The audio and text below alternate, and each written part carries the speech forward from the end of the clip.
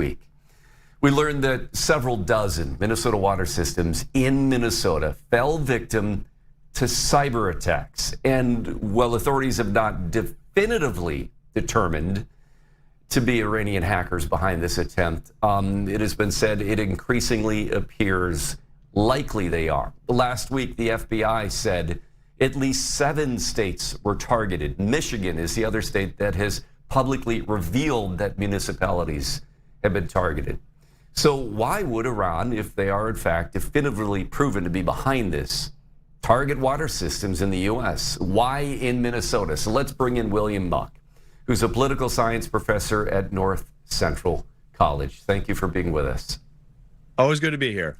Iran has, when you look through the kind of the timeline and the history of cyber warfare, I guess, cyber attacks, we see attempts stretching back for years. I think one of the more notable ones that we saw is back during the campaign in 2024, when they hacked into the emails of some of the Trump campaign staffers. I mean, what do we know about the history here of Iran and the hackers that have been kind of linked to the, kind of the ruling party there and the government?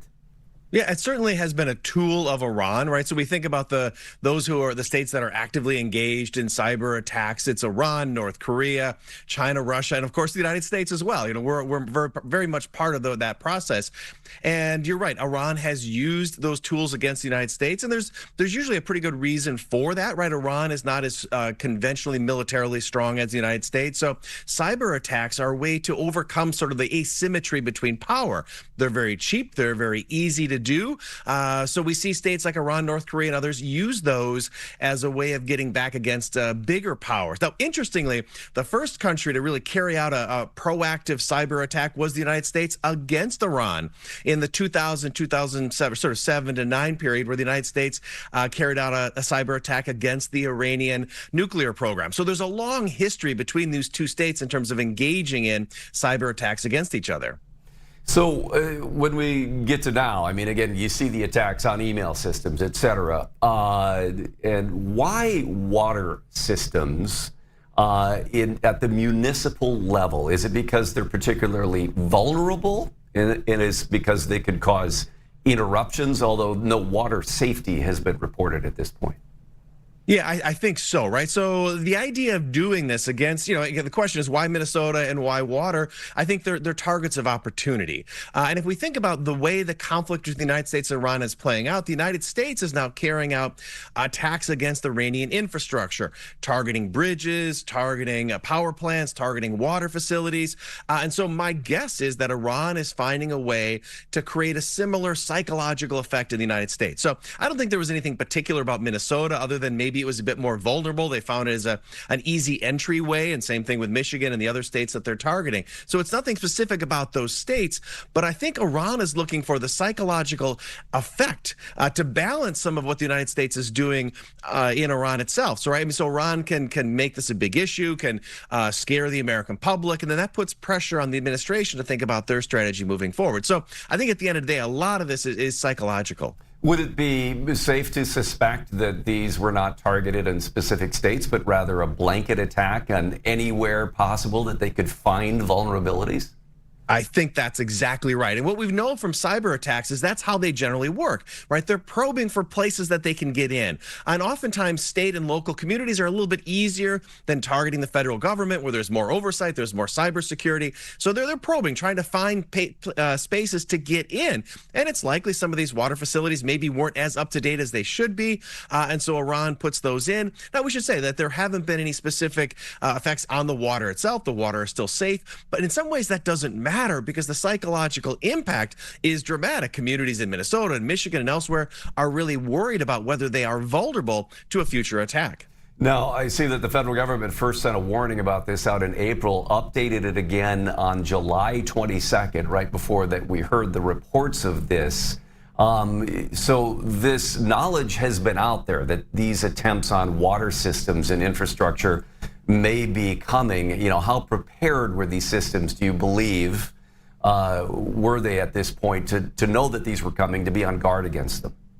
Well, they were prepared, but probably not prepared enough, right? And I think that's the big question, because all of our institutions now are vulnerable to cyber attacks. And then that's why local communities, state communities, and the federal government are oftentimes trying to cooperate on this to bring those resources to bear. Because it used to be, it was just the big institutions that had to worry about this. But now hackers will go after small institutions because those are easier to get in. So I'm guessing what we're going to see over the coming months is both the state and federal governments working better hand in hand to try to address some of these infrastructure concerns. So thinking about water, thinking about electricity, all of these issues that are so central to life.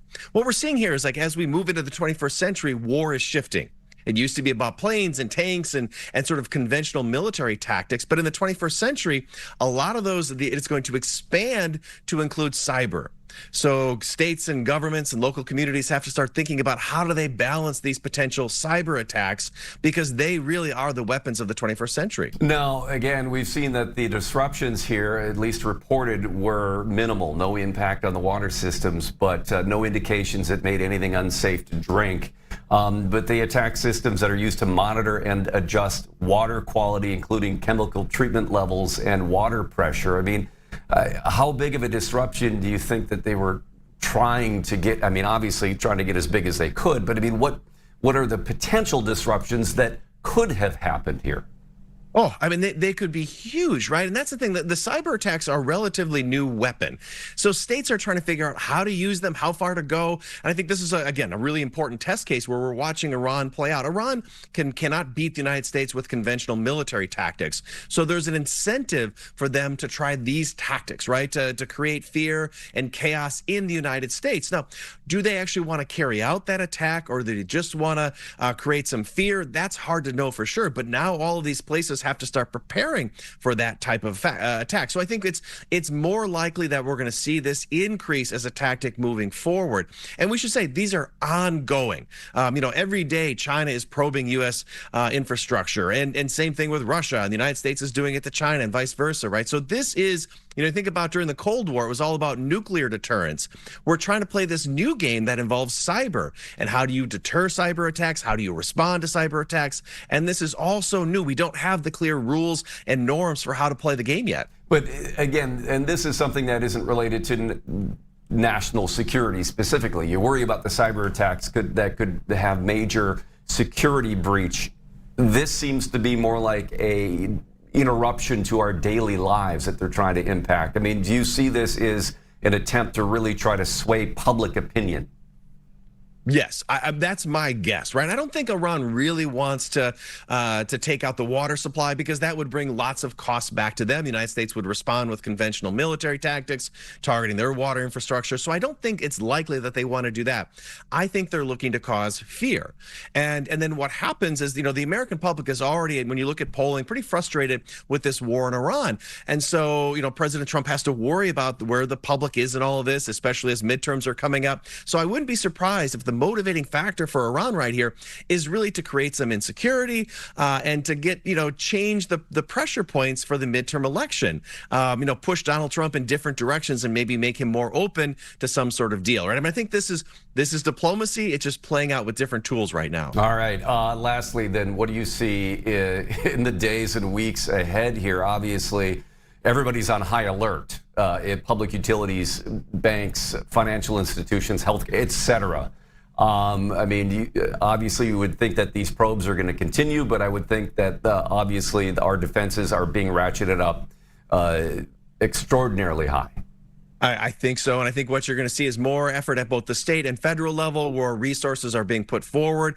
More attention is given to that. And then I think we also have to pay attention to the threat. Is Iran just pleased that they could do this, or are we going to actually see real attacks, right? I think that's what we should be worried about if we see that next step. Hopefully that doesn't happen. Hopefully this is just more of sort of behind the scenes diplomacy, trying to create some sort of psychological impacts. And I think that would be much better. And then all those resources move forward. But again, this is a tool of warfare in the 21st century, and I think we're going to see more and more of this as the years play out. Professor William Muck, North Central College, thanks for your time today.